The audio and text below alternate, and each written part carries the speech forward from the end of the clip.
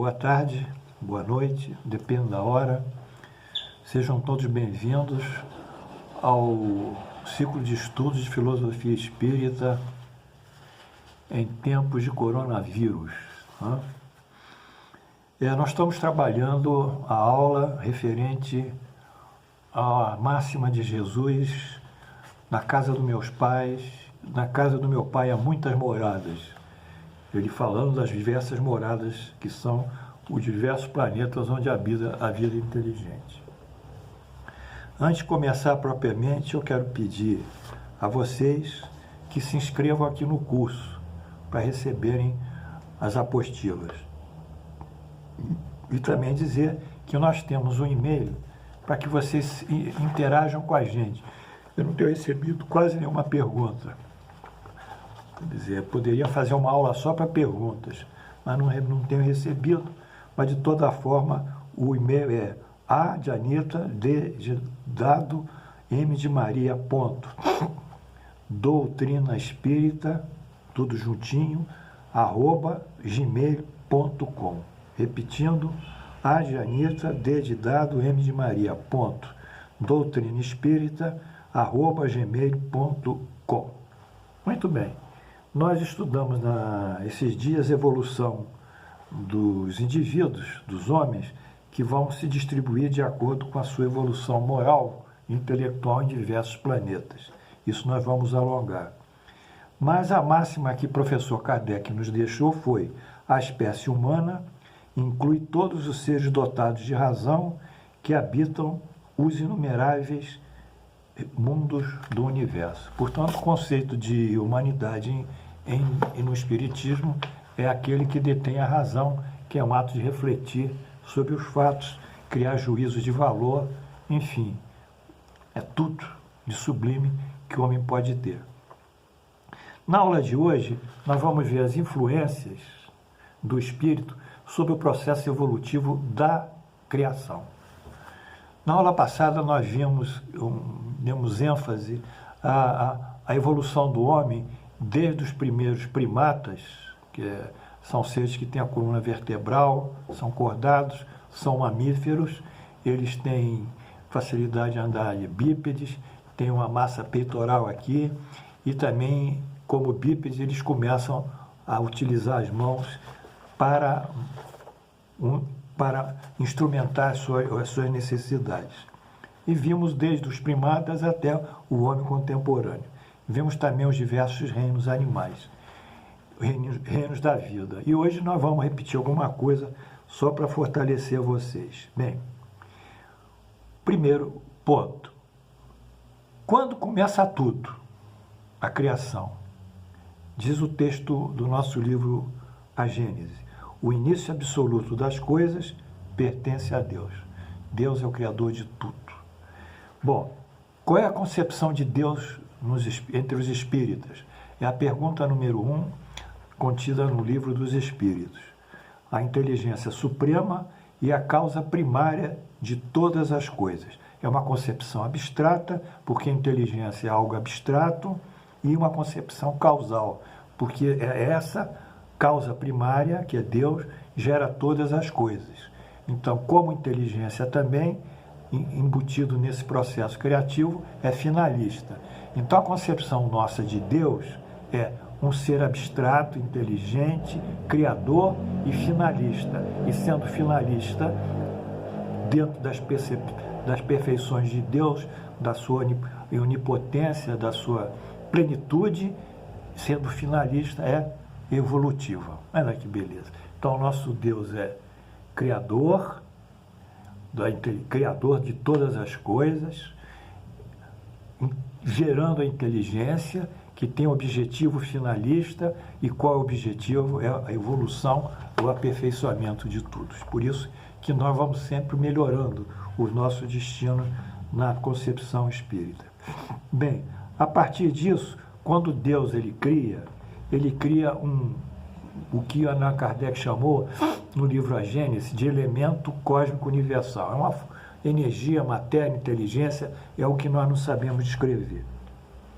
Desse elemento defluem 3 tipos de subenergias: a energia que vai constituir a matéria e a energia, um elemento inteligente que vai regular isso, 3 criações, nem a energia, o elemento inteligente e o princípio vital. Quando criou a matéria e a energia, porque matéria e energia na concepção einsteiniana é uma bipolaridade, né? Matéria pode ser energia, energia pode ser matéria, de acordo com a teoria da relatividade. Ele cria o reino mineral. E o reino mineral existe, está muito bem estudado por um químico, inicialmente por um químico russo, Mendeleev, que é a tabela de composição dos elementos. Desde o hidrogênio, que tem uma massa 1, e só tem um próton e um nêutron, até lá em cima, os elementos pesados, os elementos radioativos, como urânio e o cúrio e outros elementos. Então, criou o reino mineral.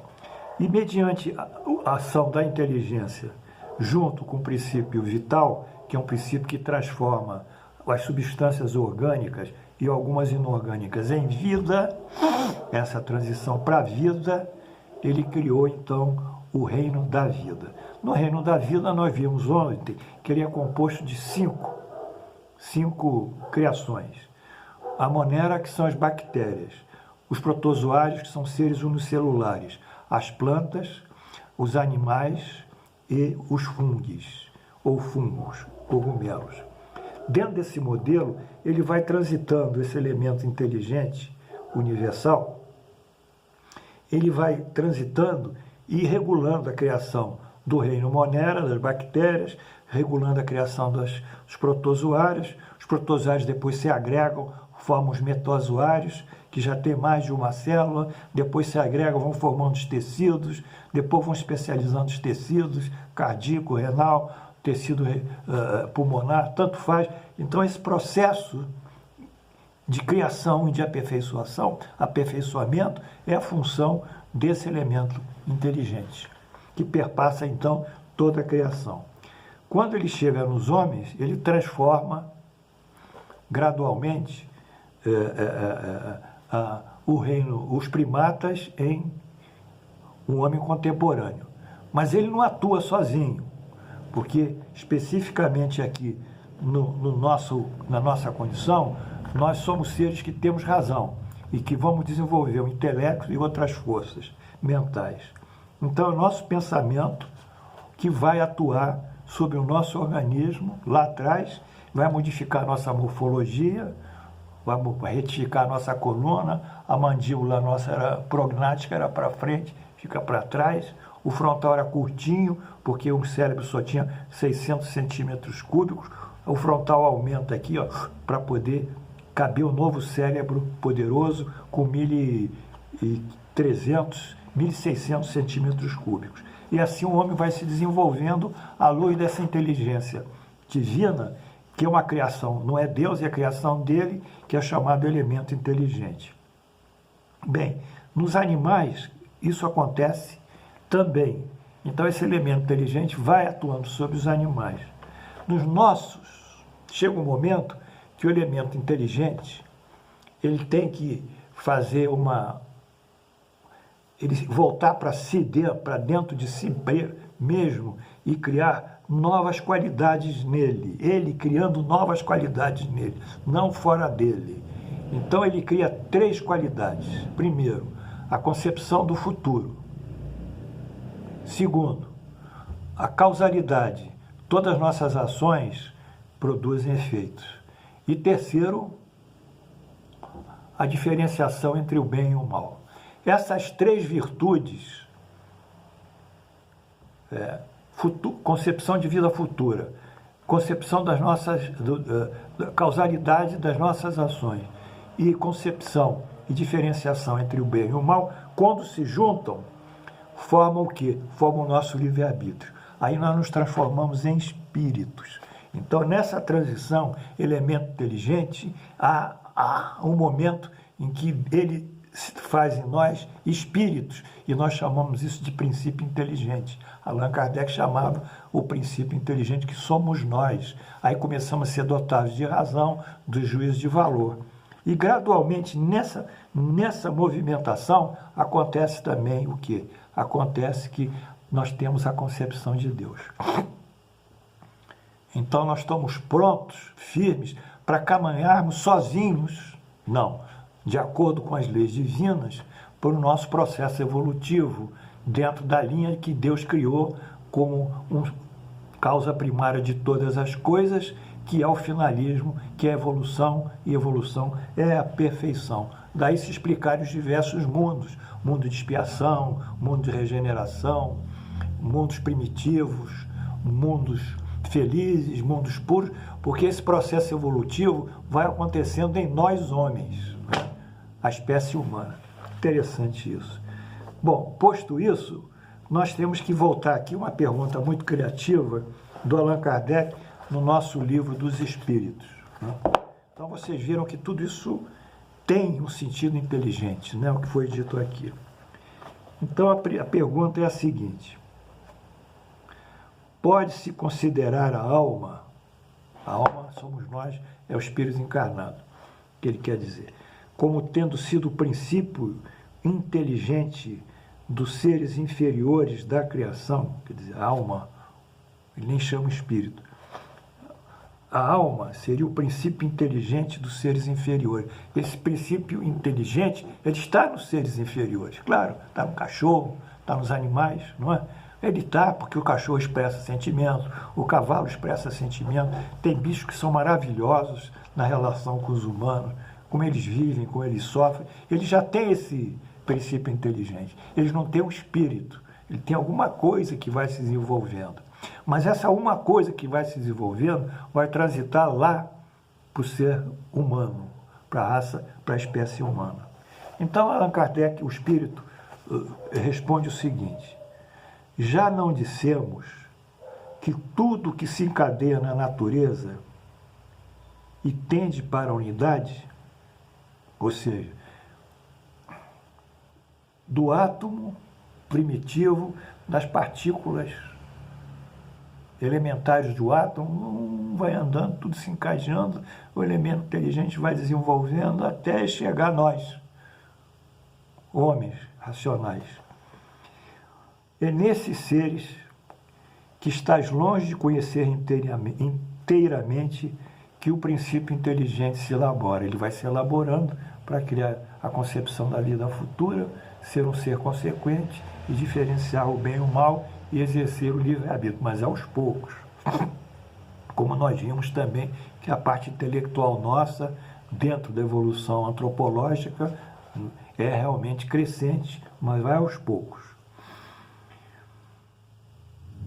Entra esse elemento inteligente, ele entra então num período de humanização, começando a ter consciência do seu futuro, capacidade de distinguir o bem do mal e a responsabilidade dos seus atos. Portanto, nós vemos então que tudo isso foi função do princípio inteligente. Agora, como o homem tem uma força pensante, o homem, já como espírito, mesmo sendo um espírito, um hominídeo, ele vai atuando pelo pensamento e vai exigindo novas funções e novas habilidades para ele conviver grupalmente. Então ele vai ter que criar a língua, o idioma, vai ter que criar a língua escrita, né? A linguagem escrita, o idioma, a linguagem escrita, ele vai criando novas habilidades. Para vocês terem uma ideia das habilidades do cérebro de hoje, eu mando aqui um abraço para o Dr. Roberto Lendo, professor, meu amigo, lá da UFRJ, um grande neurocientista brasileiro, que ele me perdoe, mas eu acho que a gente já tem umas 65 áreas corticais. Cada área cortical tem uma densidade de neurônios muito grande. Então, quem faz música, desde pequenininho, desenvolve os neurônios na área cortical. Aí se torna um excelente músico. Quem é jogador de futebol tem um equilíbrio e umas funções locomotoras e um sistema osteoligamentar, músculo osteolamentar muito potente. Enfim, cada um tem inteligências abstratas, inteligências da pintura, tem todas as funções psíquicas, intelectuais, o homem tem. A área dos números abstratos, a área da matemática, a área da música, como eu falei, enfim. Então, são 65 áreas corticais que já foram identificadas. Agora, os gênios, eles têm essas áreas assim, enquanto a gente tem, vamos supor lá, 100 milhões de neurônios, 80 milhões de neurônios naquela área, o gênio tem lá quase 1 bilhão de neurônios ali, sei lá, naquela área. Então ele pode pegar uma partitura, dar uma lida, dar uma partitura musical e ler, memorizar e vai em frente, não precisa ficar lendo, ele é um gênio. Mas como é que ele vai tocar uma nona sinfonia de Beethoven sem ler a partitura? Ele lê porque ele tem neurônio para isso, tem habilidade. Então é isso, com todo o amor para vocês. Você vê como a natureza é bonita, como nós progredimos e como nós estamos nos entendendo bem. Na próxima aula aí eu vou falar dos diversos mundos, mas o nosso objetivo é a cada dia chegar mais perto da perfeição. Que Deus nos abençoe. Hoje é Sexta-feira Santa, para os católicos nosso respeito pela Sexta-feira da Paixão, e para os judeus, meus antigos ancestrais, a cerimônia de libertação do Egito, a passagem pelo Mar Morto, a cerimônia de Pêssar, a passagem. Que Deus nos abençoe. Muito obrigado pela atenção.